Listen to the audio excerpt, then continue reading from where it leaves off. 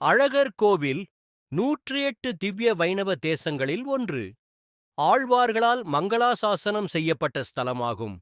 சித்திரை திருவிழா என்றாலே கள்ளழகர் வைகை ஆற்றில் இறங்கும் நிகழ்வுதான் நினைவுக்கு வரும்.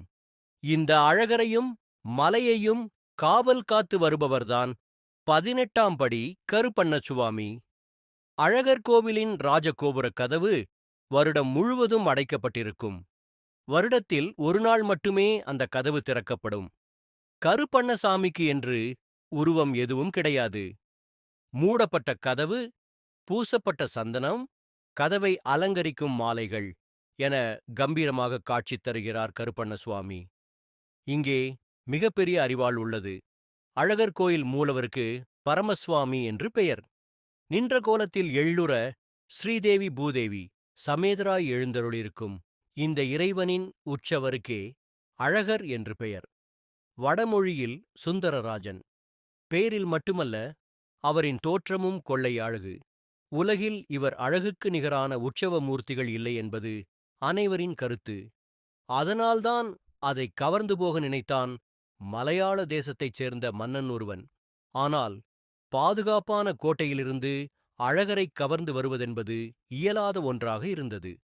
எனவே அந்த பணியை 18 மந்திரவாதிகளிடம் ஒப்படைத்தான். அவர்கள் அழகரை கவர்வதற்கு முன் அவரின் சக்தியை வேறு இடத்துக்கு மாற்றும் முயற்சியில் இறங்கினர். ஆலயத்துக்குள் மறைந்திருந்து மந்திரம் ஜபிக்க ஒரு மந்திர மையை பயன்படுத்தினர். அந்த மையை கண்களின் இமைகளில் பூசிக்கொள்ள அவர்கள் உருவம் மறைந்துவிடும். அப்படி தந்திரமாக மறைந்திருந்து அழகரின் மூர்த்தத்தில் இருந்த சக்தியை களவாட முயன்றனர். கயவர்களின் திட்டத்தை முறியடிக்க திருவுள்ளம் கொண்ட பெருமாள் கோயில் பட்டர் ஒருவரின் கனவில் தோன்றி மந்திரவாதிகள் குறித்து எச்சரித்து மறைந்தார். கண்விழித்த பற்றோ மந்திரவாதிகளை பிடிக்க ஓர் உபாயம் செய்தார். மறுநாள் காலை நிவேதனத்துக்கு வழக்கமாகச் செய்யும் பொங்கலில் அளவுக்கு அதிகமாக மிளகு சேர்த்து ஆலயம் முழுவதும் உருட்டி வைத்தார். பொங்கலின் வாசனையால் ஈர்க்கப்பட்ட மந்திரவாதிகள் அதை எடுத்துத் தின்றனர். அடுத்த கணம் அதிகமாகச் சேர்க்கப்பட்டிருந்த மிளகினால் உண்டான காரம் தாங்காமல் கண்ணீர் விட்டனர். கண்ணீரில் கண் இமைகளில் இட்டிருந்த மை அழிந்தது. மை அழிந்ததும் அவர்களின் மாய சக்தி மறைந்து அவர்களின் உருவமும் வெளிப்பட்டது. உடனே அங்கிருந்த காவலர்கள் அவர்களை பிடித்துக் கொன்றனர். அவர்கள் ஒவ்வொருவரையும் ஒரு படிக்கட்டில் புதைத்தனர். மந்திரவாதிகளுக்கு துணையாக வந்த காவல் தெய்வத்தையும் மந்திர சக்தியால் பிடித்துக் கட்டினர்.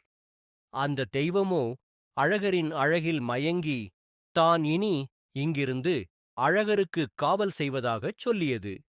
அதற்கு கூலியாக தினமும் அழகருக்குச் செய்யப்படும் அர்த்தஜாம நிர்மால்ய நிவேதனங்களை தனக்கு வழங்க வேண்டும் என்றும் கேட்டுக்கொண்டது. அதற்கு எல்லோரும் சம்மதிக்க இன்றளவும் 18ஆம் படி கருப்பாக இருந்து அழகரை பாதுகாக்கிறது.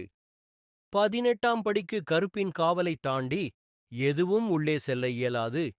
தினமும் நூபுர கங்கையில் இருந்து அழகருக்கு கொண்டுவரப்படும் தீர்த்தத்தை கருப்பனின் சந்நிதியில் வைத்து அது தூய்மையாகக் கொண்டுவரப்பட்டது என்று பிரமாணம் செய்த பின்னே உள்ளே கொண்டு செல்ல இயலும். கருப்பனிடம் செய்யும் பிரமாணம் நீதி தேவன் சந்நிதியில் செய்யும் பிரமாணத்துக்கு இணையானது.